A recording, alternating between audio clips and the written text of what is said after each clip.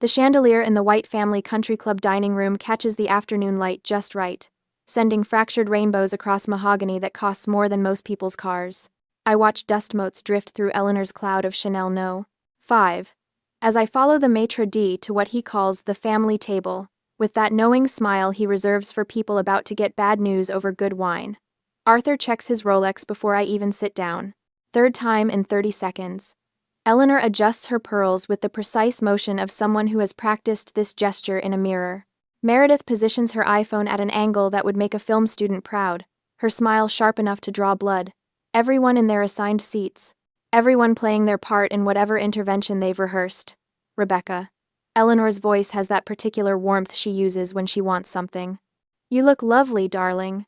I'm wearing the same gray sweater I wore last Tuesday. She didn't notice it then either. I sit in the chair the maitre d' pulls out, the one that faces all three of them like I'm about to defend a dissertation to a hostile committee. The leather creaks. Someone in the kitchen drops a pan. Normal sounds in a very abnormal moment.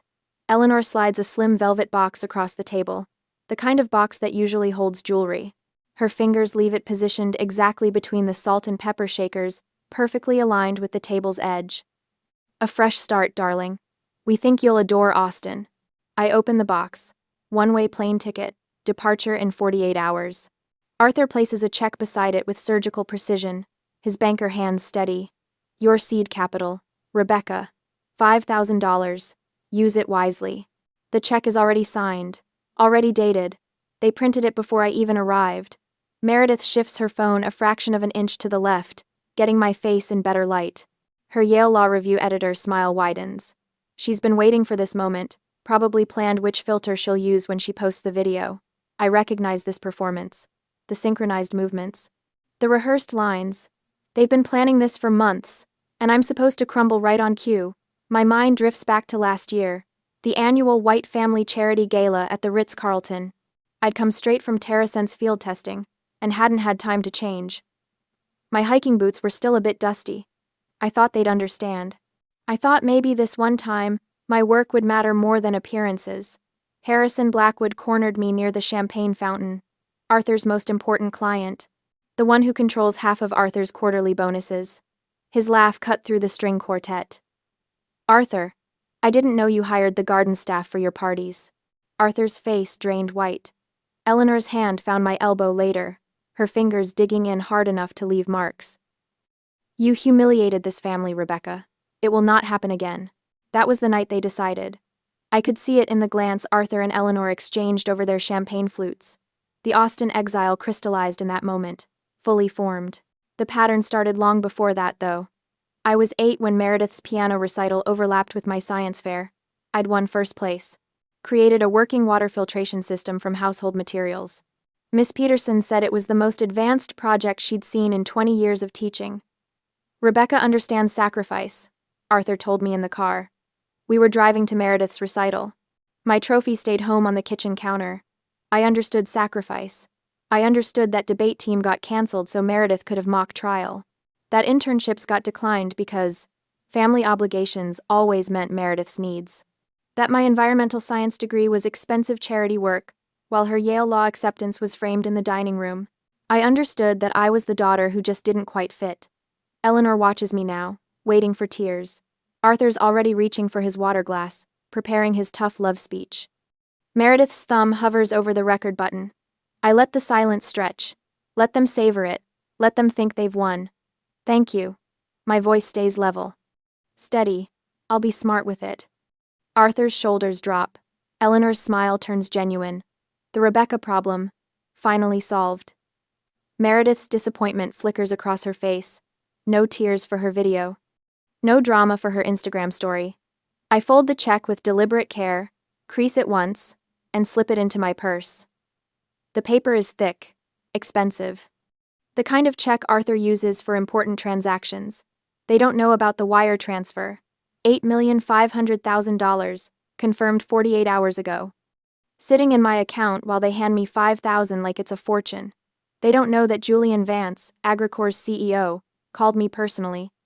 That Professor Kalin forwarded my recovery data to the AgTech summit. That their daughter, the embarrassment, the one who doesn't quite fit, built something worth buying. Arthur raises his wine glass. To fresh starts. I raise my water glass and smile. Let them think it's gratitude. It's not. 6 months before the Velvet Box and the Austin ticket, I sat in Professor Kalen's office at Stanford while he demolished my TerraSense proposal with the kind of precision surgeons use to remove tumors. The idea is fine, Rebecca. He tapped his pen against my printed presentation. 3 months of work, reduced to 18 stapled pages. But the data is thin. This is just a class project. The fluorescent lights hummed overhead. Someone's coffee maker beeped down the hall. Normal sounds in a moment that felt like falling. I'd expected pushback. Questions about methodology. Concerns about scalability. Not dismissal. What would make it more than a class project? Professor Kalen leaned back in his chair. Field data. Real-world application. Proof that your algorithm works outside a controlled environment. He slid the proposal back across his desk. Right now, you have theory. Investors want results. I walked back to my apartment through campus, past students celebrating the end of finals, past the coffee shop where Meredith and I used to study before she transferred to Yale. The proposal felt heavier in my backpack than it should. Theory, just a class project. I'd heard variations of those words my whole life, from Arthur when I chose environmental science over economics. From Eleanor when I explained carbon sequestration instead of discussing wedding venues like Meredith. From every family dinner where my research became background noise to Meredith's latest achievement. But Professor Kalen wasn't family. He didn't have a stake in my failure, which meant he was right. I spent the next 3 weeks living in the university library, surviving on vending machine, coffee, and the kind of determination that comes from being underestimated your entire life. The Callaway Innovation Grant application wanted 12 pages. I gave them 30. They wanted 1 recommendation letter. I secured 4. They wanted a budget breakdown. I built a full financial projection model. The acceptance email arrived at 2 a.m. $75,000. I called home from the empty lab, too excited to wait for morning. Eleanor answered on the 4th ring. That's nice, dear. Her voice sounded distant, distracted. Listen, Meredith just made Yale Law Review. Can you believe it? The youngest editor in 15 years. Mom, I won the Callaway grant. It's one of the most competitive. That's wonderful, Rebecca. I need to go. Your father is on the other line with the Yale Alumni Association. The click of disconnection echoed in Stanford's empty lab. The fluorescent lights hummed. My laptop screen glowed with the acceptance email. $75,000 of validation that couldn't compete with Meredith's latest trophy. I looked at my TerraSense proposal, at 3 weeks of sleepless work, at proof that I could build something real. Then I got to work. The grant money went to an outsourced development team in Bangalore, carefully selected after weeks of interviews. Every contract specified my sole ownership of the intellectual property. Every line of code got documented, time-stamped, backed up in triplicate. I hired David Morrison, a part-time data analyst who worked evenings and weekends, piecing together the sensor network while teaching high school physics during the day. Professor Kalen stopped by the lab one evening, found me elbow-deep in calibration protocols. You're serious about this? You said I needed field data. I didn't look up from my laptop. I'm getting field data. 3 months later, I had my pilot program. A small family farm outside Fresno, 3rd-generation operation, desperate enough to try an unproven system from a Stanford student who promised better irrigation efficiency. The algorithm went live on a Tuesday morning in March. By Thursday afternoon, I knew something was wrong. The soil moisture readings fluctuated wildly. The irrigation schedule triggered at incorrect intervals. I watched from my laptop as 30% of their test crop drowned in water my system had insisted they needed. The farmer's voice stayed level when he called. Controlled. The kind of control that comes from watching your livelihood die in real time. We're shutting it down, Rebecca. Give me 48 hours. I can fix this. You've had 3 months. The crop doesn't get 48 hours. I sat in the lab surrounded by failure data, watching my grant money hemorrhage into a flooded field outside Fresno. Every sensor reading, every irrigation trigger, every algorithmic decision that had destroyed someone's harvest. Arthur's voicemail arrived that evening. He'd heard about the farm through his network. Of course he had. Bad news travels fast in circles where reputation matters more than recovery. Rebecca, it's your father. I heard about your little agricultural experiment. Perhaps it's time to consider something more suitable. Give me a call. He didn't sound surprised. He sounded relieved. Eleanor's text came next. Darling, there's no shame in trying.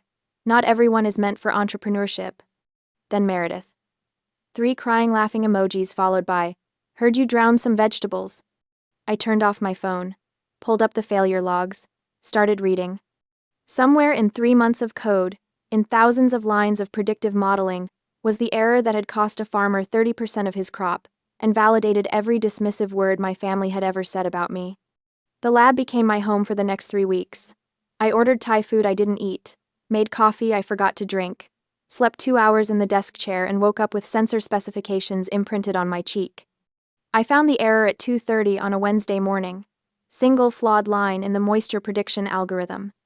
A variable initialization error so small, so elegant in its destructiveness, that I almost admired it. I rebuilt the entire system from the ground up. The new algorithm emerged 40% more efficient than my original projections. The recovery data showed something I hadn't anticipated: system resilience. Proof that the platform could identify its own errors, adapt, and improve. I sent the updated analysis to Professor Kalin at 4 in the morning. His response arrived an hour later. Conference room, 9 a.m., bring everything. When I walked in carrying 3 months of recovery data, he looked at my findings for 7 minutes without speaking. Then he picked up his phone and started dialing. I'm getting you a presentation slot at the AgTech Summit, he said. Don't make me regret this. Julian Vance sat in the 3rd row during my presentation, taking notes while I explained how catastrophic failure had produced a stronger system. How the recovery logs proved adaptive resilience. How TerraSense wasn't just functional anymore, it was revolutionary. His technical team called me 2 days later. 4 senior engineers on the line, interrogating every line of code, every data point, every projection. I'd spent 6 months documenting everything. Every decision, every setback, every breakthrough. My meticulous records became my greatest asset. The acquisition offer arrived 24 hours after that call. $8,500,000, Director of Sustainable Development at Agricor's Chicago headquarters. I saved the wire transfer confirmation but didn't tell anyone. Not Professor Kalin. Not David Morrison. Certainly not my family. That secret felt like power, like proof, like everything they'd never believed I could build. The dessert arrives in a crystal dish, the kind that catches light and throws it back like tiny accusations. Crème brûlée. My favorite, according to Eleanor, though I've hated the texture since I was 12. She never noticed when I'd push it around the plate at family dinners, creating patterns in the burnt sugar crust instead of eating. I lift my spoon. The sugar cracks with a sound that feels too loud in the careful quiet of our table. Arthur leans back in his chair, the leather creaking under his weight. He's moving into speech mode. I can tell by the way he adjusts his cufflinks first, then his collar, the same ritual he uses before client presentations. Rebecca, your mother and I have given this a great deal of thought. His voice carries that boardroom authority, the one that closes deals and ends discussions. Sometimes tough love is the greatest gift a parent can give. You need to find your own path, without the shadow of family expectations. The irony would be funny if it weren't so perfectly on brand. Family expectations are the only thing they've ever given me. Eleanor dabs at her eyes with a napkin that probably costs $40. Her tears are perfectly timed, perfectly placed. Not enough to smudge her mascara. Just enough to glisten. We want what's best for you, darling. A fresh start where you can really discover who you're meant to be. Who I'm meant to be. As if I haven't already discovered that in a Stanford lab at 3 in the morning, rewriting code until my eyes burned. As if I haven't already become exactly who I'm meant to be, and they just couldn't see it. Meredith's smile stretches wider. She stopped trying to hide her satisfaction. Her phone sits on the table now, recording openly, getting every angle of my supposed defeat. She'll edit this later, add a soundtrack maybe. Something inspirational about family and second chances. This is exactly what I needed, I tell them. My voice stays soft, grateful. Thank you, for seeing what I couldn't see myself. Arthur's shoulders relax. Eleanor reaches across the table to pat my hand, her diamond rings cold against my skin. Inside my head, I'm doing math. Their $5,000 versus my $8.5 million. Their country club membership dues versus my director of sustainable development salary. Their carefully constructed intervention versus the wire transfer confirmation sitting in my email, dated 2 days before this dinner even happened. I've already won. They're just too busy performing to notice. The waiter refills water glasses. Someone at the next table laughs. Life continues around us while my family orchestrates my exile, completely unaware that I'm 3 moves ahead in a game they don't even know we're playing. There's power in this silence. Strength in letting them believe their own story. I spent 23 years trying to prove myself to people who were never going to look. Now I don't have to prove anything. I'm free. They just handed me freedom wrapped in a velvet box with a plane ticket inside. Meredith's phone buzzes. She glances down, her smile turning predatory. Posted, she murmurs, but loud enough for me to hear. Her fingers move across the screen with practice speed. My own phone vibrates in my purse. Once, twice, 10 times in rapid succession. The family WhatsApp is erupting. I know without looking what Meredith posted. Edited clips from tonight, probably. Strategic cuts that make me look lost and them look generous. A caption about fresh starts and family support. Maybe a prayer hands emoji. The responses flood in. I can picture them. Cousin Bradley. Putting in a good word at my Austin firm. Marketing could be perfect for her. Aunt Patricia. Teaching? Something simple might be just the thing. Uncle James. These young people need guidance. Good for you, Arthur. The family narrative cementing in real time. Rebecca the failure. Rebecca the lost cause. Rebecca saved by family generosity. My phone vibrates again. Different pattern. Text message, not WhatsApp. I wait until Eleanor excuses herself to greet someone across the room. Until Arthur gets pulled into a conversation about interest rates with a passing colleague. Until Meredith is distracted by her own social media engagement metrics. Then I check. Professor Kalin. Heard about AgriCore. Don't let anyone dim this light. I close my eyes, open them. The country club chandelier still glitters. The creme brulee still sits half-eaten on expensive china. Another text arrives. Marcus Chen. Chicago's lucky to have you. Drinks when you get here? Then another. A number I don't recognize, but the signature gives it away. Apartment viewing schedule attached. Welcome to the team. Julian Vance's office. 2 phones, 2 lives. One for the performance, one for reality. The Whites are still managing my narrative on the family WhatsApp. Still posting and commenting and reshaping my story into something they can control. Still painting me as the family project, the one who needed saving. Meanwhile, AgriCore's legal team is finalizing my employment contract. My apartment in Chicago has a view of Lake Michigan. Professor Kalin is recommending me for speaking engagements. Marcus is adding me to his personal network of founders who actually built something. Chosen family versus blood family. The contrast has never been clearer. Eleanor returns to the table, followed shortly by Arthur. Meredith finally puts her phone down, satisfied with her documentation of my downfall. Walk me to my car? Arthur asks. Not really a question. Outside, the parking lot smells like money. New leather and imported cologne and the particular scent of privilege that clings to expensive things. Valets move between vehicles that cost more than most people make in a year. Arthur's Mercedes sits under a light, gleaming black paint reflecting our shapes back at us in distorted mirror. He turns to face me. His expression has softened into something he probably thinks looks paternal. This is for your own good, Rebecca. Someday you'll thank me. The night air is cool. I can hear other families leaving the club. Laughter, car doors. The ordinary sounds of people who haven't just orchestrated an intervention over creme brulee. I already do, Dad. I meet his eyes. You've taught me exactly what I needed to learn. Confusion flickers across his face. He's trying to parse my words, looking for sarcasm or bitterness. He won't find it. I mean every word. He taught me I was on my own. He taught me that some people will never see your value, no matter how much you achieve. He taught me that sometimes the greatest gift is discovering you don't need someone's approval after all. These are lessons worth $8.5 million. Good. He clears his throat. Austin will be good for you. Fresh perspectives. I nod. Let him believe it. Back inside, Eleanor is calling Rebecca's college friends. I see her phone pressed to her ear, expression set in concerned mother mode, explaining the intervention. Controlling the story before I can tell my own version. Meredith is drafting something on her laptop now, probably her LinkedIn post about supporting struggling family members.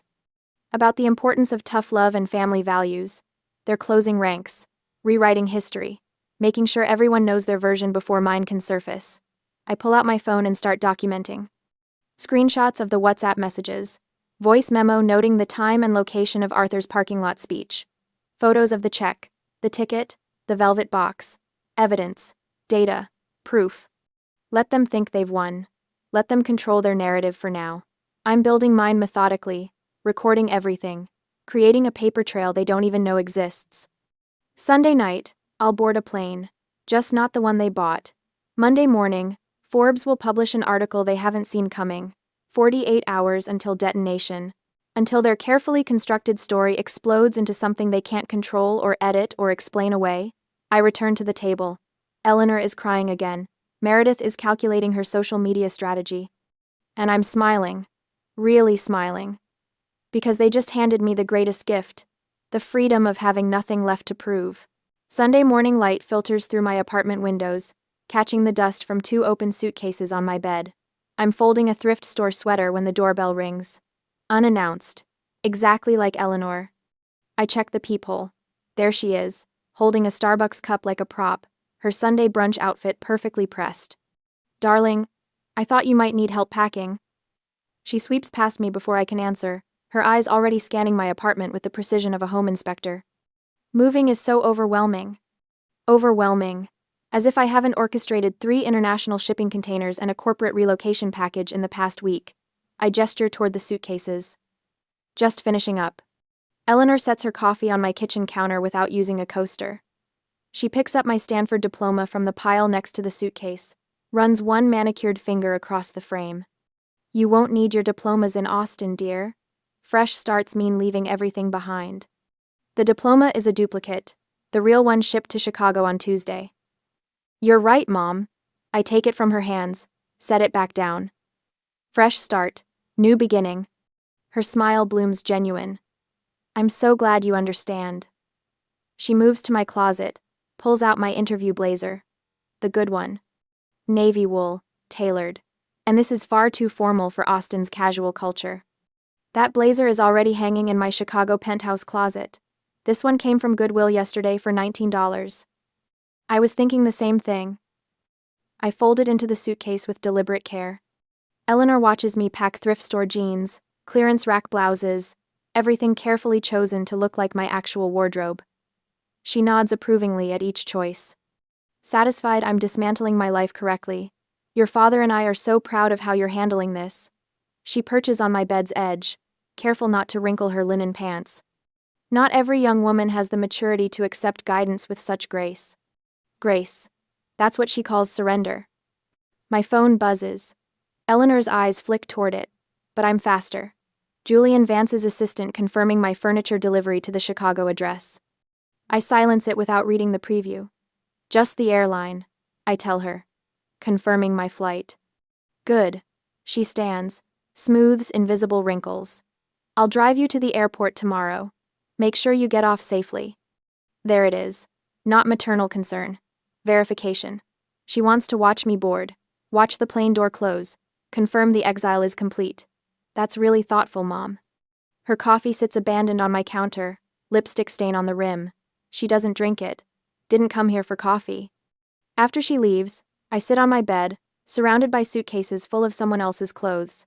The Austin boarding pass sits on my nightstand, purchased with my own credit card, printed at home. It will never be scanned.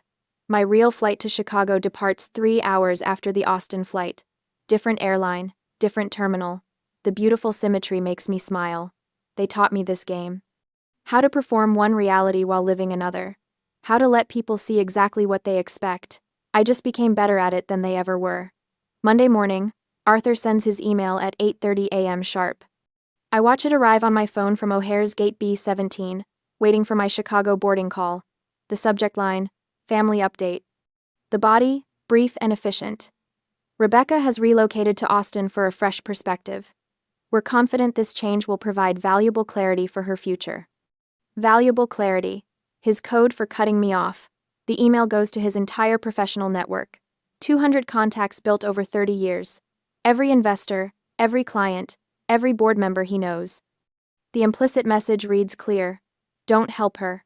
Don't hire her. Don't take her calls. I'm holding my second coffee when Eleanor's Instagram post appears. A family photo from Meredith's Yale graduation. The three of them, perfectly posed. I'm cropped out so cleanly you'd never know I existed. The caption. Our little Yale Law Review star. So proud of Meredith's accomplishments. Family first. Proud mom. 37 likes in 5 minutes. Meredith posts 20 minutes later. An Instagram story. My apartment door. Closed. The number visible. Then a shot of the empty parking space where my car used to be. Her caption overlaid in that cutesy script font. When siblings choose different paths. Wishing her well. 300 views already. They're not just exiling me. They're erasing me. My boarding group gets called. I silence my phone, gather my carry-on. The Austin flight has already departed from the other terminal. Eleanor probably stood at the window, watching it taxi away, believing I'm on it. The flight attendant scans my ticket. Welcome aboard, Miss White. Chicago waits. My corner office at AgriCorps, my penthouse overlooking Lake Michigan, my new life built on their dismissal. The plane's engines hum to life. 9 a.m. Eastern. The Forbes article goes live. I'm somewhere over Indiana when my phone starts vibrating with such intensity it nearly walks across my tray table. Airplane Wi-Fi loads slowly, but the Forbes headline appears in crisp black text. AgriCorps acquires revolutionary AgTech startup, TerraSense, for $8,500,000. The subheading, 3-year-old founder Rebecca White's irrigation algorithm, promises to transform sustainable agriculture. My professional headshot fills half the screen, the one Professor Kalin insisted I take last month, not cropped out, not erased, front and center. The article details everything, the Callaway grant, the catastrophic farm test, the algorithm rewrite, the acquisition terms. My new title at AgriCorps, Director of Sustainable Development. I refresh my LinkedIn. Professor Kalin's post appeared 6 minutes ago. Proud of my student Rebecca White. True innovation happens when brilliant minds refuse to accept failure as final. Congratulations on the TerraSense acquisition. 43 shares already. Stanford's official account posted 5 minutes after that. The photo from the grant ceremony. Me holding the oversized check, Professor Kalin beside me, both of us grinning. Congratulations to Stanford environmental science alum Rebecca White on the successful acquisition of TerraSense by AgriCorps. Making a difference in sustainable agriculture. AgriCorps' announcement appeared at 9 a.m. exactly. Professional, polished, welcoming. My bio highlighting the algorithm's efficiency improvements. My role leading the new Sustainable Development Division. Marcus's Twitter thread started simple. Honored to have worked with visionary founder Rebecca White on TerraSense. Watching brilliant people solve impossible problems never gets old. The counter-narrative builds itself. Organic. Truthful. Unstoppable. Arthur's assistant trying to reach him. Harrison Blackwood's office calling the house. Eleanor's charity board president leaving voicemails. I imagine Arthur in his office, his assistant showing him the Forbes article on her iPad, the color draining from his face, his phone ringing. Harrison Blackwood, calling personally. Arthur, why didn't you mention Rebecca's company? I would have invested. $8.5 million.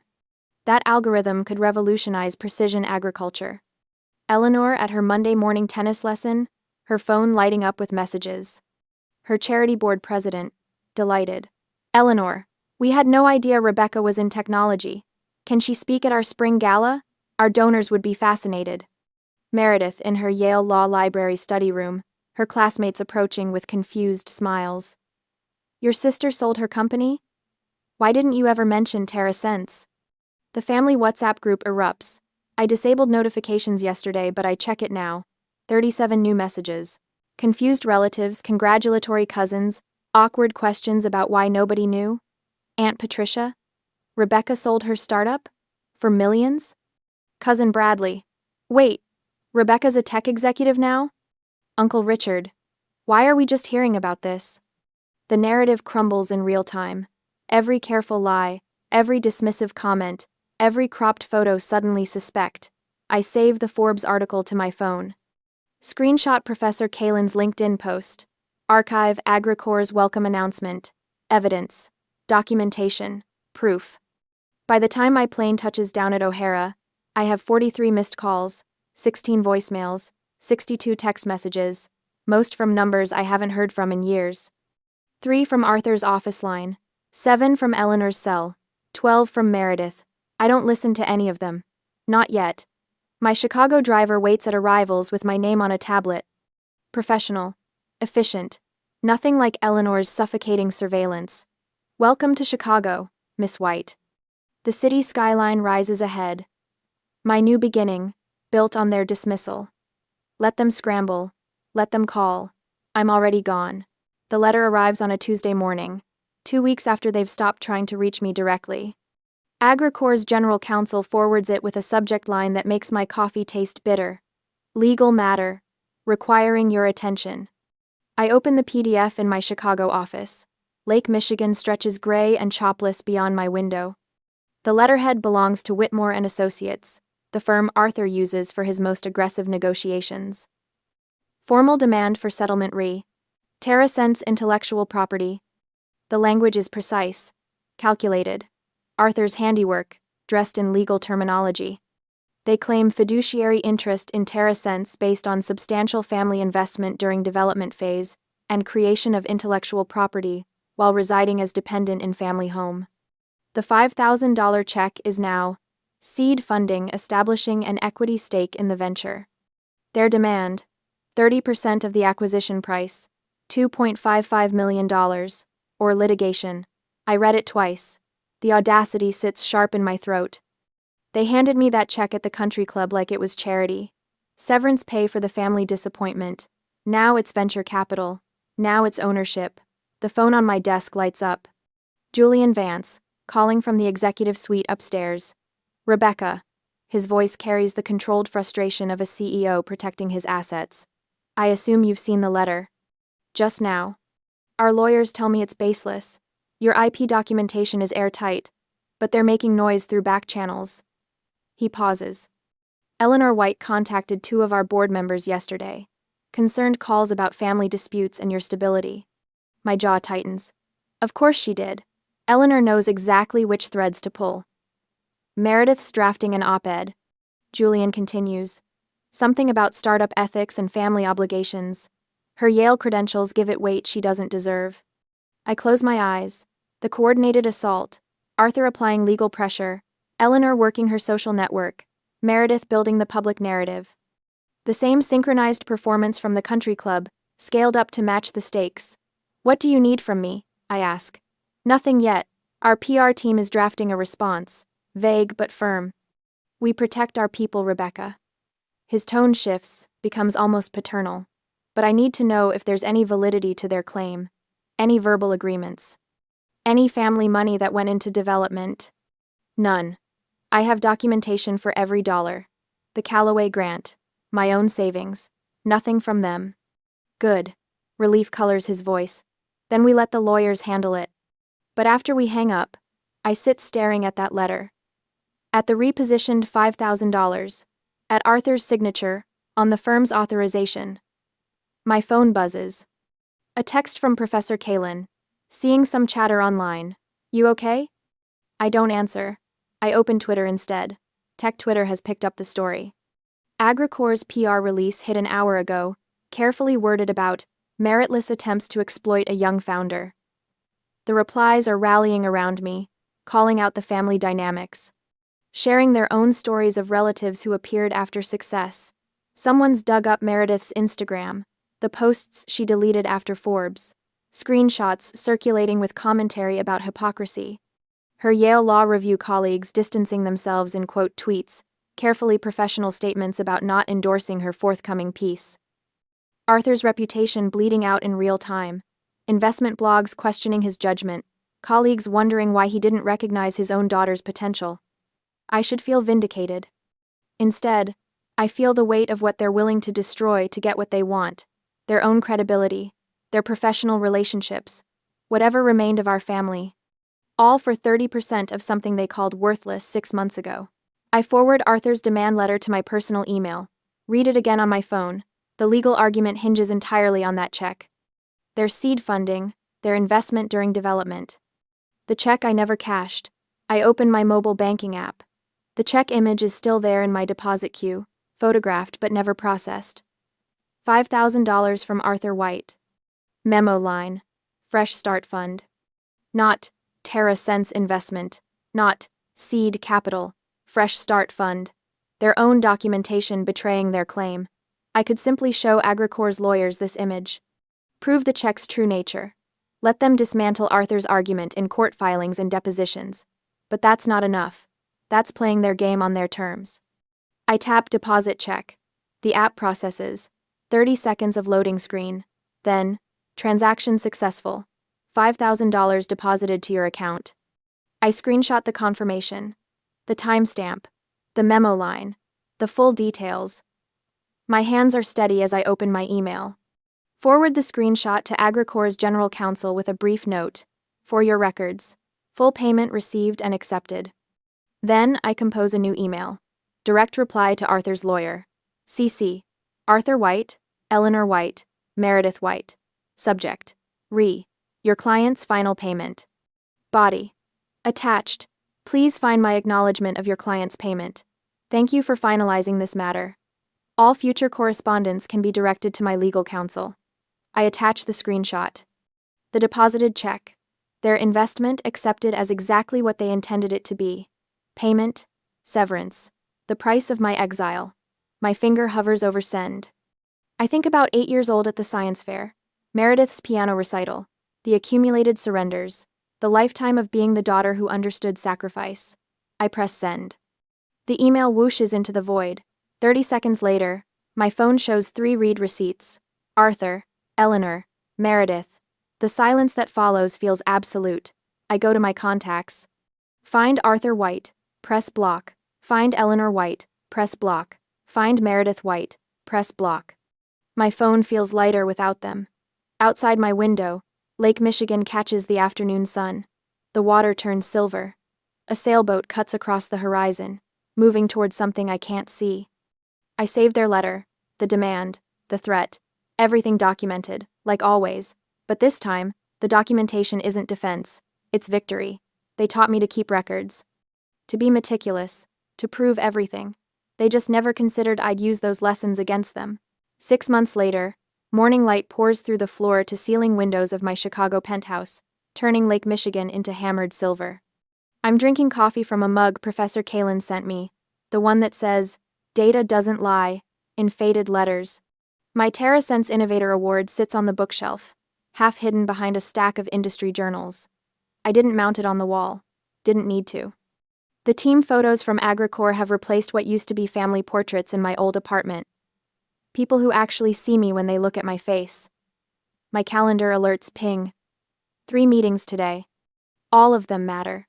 All with people who value what I built, not what last name I carry. The framed check hangs in my powder room. $5,000, preserved under glass like the punchline it became. Guests always ask about it. I tell them it's a reminder that the best investments are the ones people make in themselves. Tonight is Agricor's holiday party. I'm speaking about failure and recovery, about how the catastrophic crop test in Fresno taught me more than any success could have. Young engineers need to hear that brilliance isn't avoiding mistakes. It's documenting them so precisely that you never make them twice. The venue glitters with that corporate holiday magic, all tasteful greenery and ambient lighting. I'm mid-story about rewriting the algorithm when I notice him approaching through the crowd. Harrison Blackwood, Arthur's most important client. The man who compared me to garden staff at the charity gala. He waits until I finish clapping with the others, then extends his hand. "Miss White, Harrison Blackwood. I heard your presentation at the AgTech Summit last spring. Remarkable work." I shake his hand. His grip is firm, respectful. He has no idea we've met before. The room doesn't stop. The conversation around us continues. But I feel that old tension try to surface, that childhood need for family validation attempting one last resurrection. It dies quietly. Harrison launches into questions about soil sensors and predictive modeling. Technical questions. Smart ones. He's done his homework. He sees the algorithm now, not the dust on my boots. Later, back in my office, I update my calendar. Monthly mentorship call with Professor Kalin tomorrow. Scholarship Committee meeting for my Unlikely Innovators Fund at Stanford on Thursday. The fund targets students whose families don't understand their work, students who need someone to believe in their data before they believe in themselves. Therapy is Wednesday. Still processing. Still learning that systematic devaluation leaves marks even algorithms can't solve. A young intern stops by my door, hesitant. Maya. Brilliant with systems architecture, uncertain about everything else. Miss White? Do you have a minute? I wave her in. My family doesn't really get what I do here. She twists her visitor badge. They keep asking when I'm going to get a real job. I just wondered if that ever happened to you. I close my laptop, give her my full attention. Sometimes distance is the greatest gift you can give yourself, I say. Not out of anger, out of preservation. Her shoulders drop half an inch. Relief. You're doing real work here, Maya. Trust your data. She leaves lighter than she came in. I recognize that walk. I used to have it. Christmas Eve arrives with snow that doesn't quite stick. My phone shows 47 missed calls from numbers I unblocked but archived. I listened to the final voicemail once. Eleanor crying. Actually crying.